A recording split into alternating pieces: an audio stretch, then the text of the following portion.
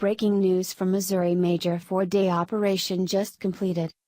Despite the best efforts of the left, Immigrations and Customs Enforcement, ICE, is still fully operational and trying to keep criminals off the streets.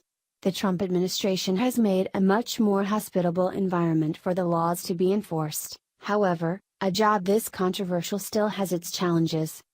Case in point, there are public officials who are willing to break the oath that they took when entering office in order to warn the illegals in their area of an upcoming ICE raid. These are the kind of officials who seem to feel that they need to look out for legal residents before they look out for their voters. Maybe it's done in the name of getting more votes, and thereby securing their place in office, but regardless, it's teaching law enforcement that they can't trust elected officials to keep their covert operations covert.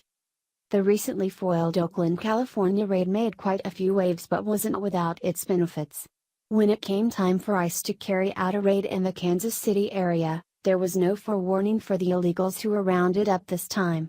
According to the ICE website, officers arrested 20 illegals in total, including several who had been arrested for crimes while here illegally. Kansas City, Missouri.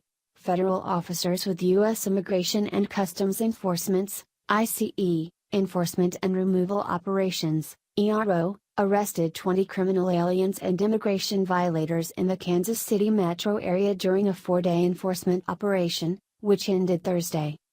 During this operation, ERO deportation officers made arrests in the following Missouri cities: St. Joseph, 6, Belton, 1, Blue Springs, 1, Independence, 2, and Kansas City, 6.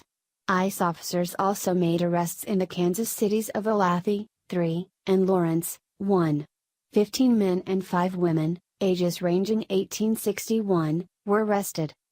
Aliens arrested during this operation are from the following countries: Brazil, 1, El Salvador, 3, Guatemala, 6, Honduras, 1, Mexico, 7, Romania, 1, and Sierra Leone, 1. Several of the aliens targeted by Euro deportation officers during this operation had prior criminal histories that included driving under the influence, child neglect, child abuse, drug offenses, fraud and larceny. 4 of these were arrested for illegally re-entering the United States after having been deported, which is a felony. 2 overstayed lawful visits to the U.S. All were amenable to arrest and removal under the U.S. Immigration and Nationality Act. The following are criminal summaries of some of the offenders arrested in the Kansas City area during this operation. A 55-year-old Mexican citizen who overstayed a lawful visit to the U.S. by more than 12 years. She was arrested February 26, 2018 in Johnson County, Kansas. She was previously convicted of child neglect and was sentenced to a year in jail. She is currently in ICE custody pending removal proceedings. On February 28, 2018, a 38-year-old Mexican citizen was arrested in Olathe, Kansas. He has a 2012 conviction for fraud. He was issued a warrant of removal and was placed in ICE custody pending removal from the United States. Depending on an alien's criminality, an alien who re-enters the United States after having been previously deported commits a felony punishable by up to 20 years in federal prison, if convicted. The continued results of our deportation officers underscore ICE's ongoing and steady commitment to public safety, said Ricardo Wong, Field Office Director for Euro Chicago. As part of this operation, we continue focus on the arrest of individuals who are criminal aliens and public safety threats. Because of the tireless efforts of these professional officers, there are fewer criminals in our communities. ICE deportation officers carry out targeted enforcement operations daily nationwide as part of the agency's ongoing efforts to protect the nation, uphold public safety, and protect the integrity of our immigration laws and border controls. These operations involve existing and established fugitive operations teams.